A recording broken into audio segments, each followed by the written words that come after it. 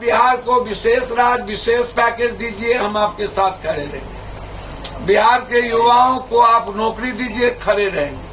अग्निवीर खत्म करिए, खड़े रहेंगे। किसानों के अधिकार की बात करिए, खड़े रहेंगे। हम सरकार के विरोधी नहीं है, लेकिन आप किसी भी धर्मों की आजादी को छीनेंगे तो हम उसके खिलाफ रहेंगे, एकदम रहेंगे। इसीलिए हमने वक्फ कब्रिस्तान अधिकार यात्रा की शुरुआत 29 तारीख से हम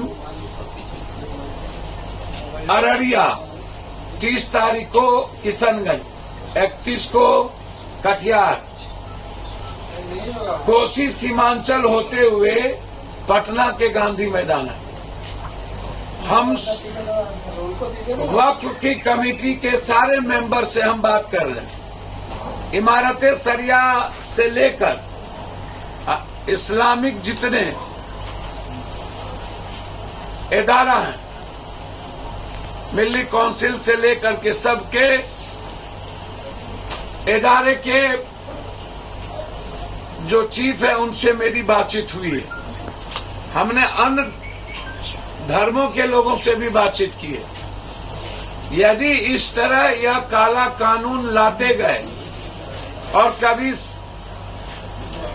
हर धर्मों की आजादी पर और लोगों के जीने की आजादी पर ये हमला करते रहे, अब मरने के बाद भी कब्रिस्तान में जाने के लिए सोचना पड़े मुसलमानों को या किसी को, टैक्स अदानी अंबानी को दे और सारी जमीन अदानी अंबानी को दे दिया जाए, तो ये जो सारी जमीनें अदानी अंबानी को दे दिया जाए, इसके हम खिलाफ हैं। मरने के बाद कब्रिस्तान का अधिकार के हम खिलाफ हैं। वक्फ जो बिल्कुल रिलीजन से जुड़ा मामला है, जो मुसलमान से जुड़ा मामला नहीं है, उसके जीने से जुड़ा मामला है, या इस पर जो इन्होंने डिफाइन किया है या काला कानून है, मेरे जीते जी, पप्पू यादव के जीते जी किसी धर्मों की आजादी पर, उनके अधिकार पर हमला हम नहीं होने दें। और हम इसकी लड़ाई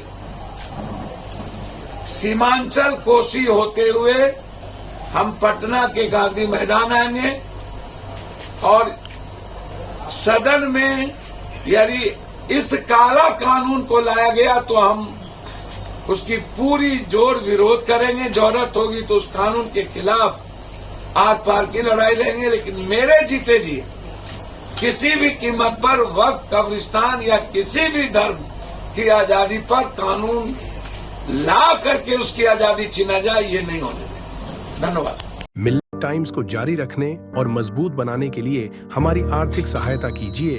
ये एक आजाद मीडिया हाउस और कमजोरों की आवाज है। आप हमें देखें, सुने, पढ़ें और हर महीना ज्यादा नहीं, सिर्फ 100 रुपये से मदद करें। डिटेल्स डिस्क्रिप्शन में मौजूद है।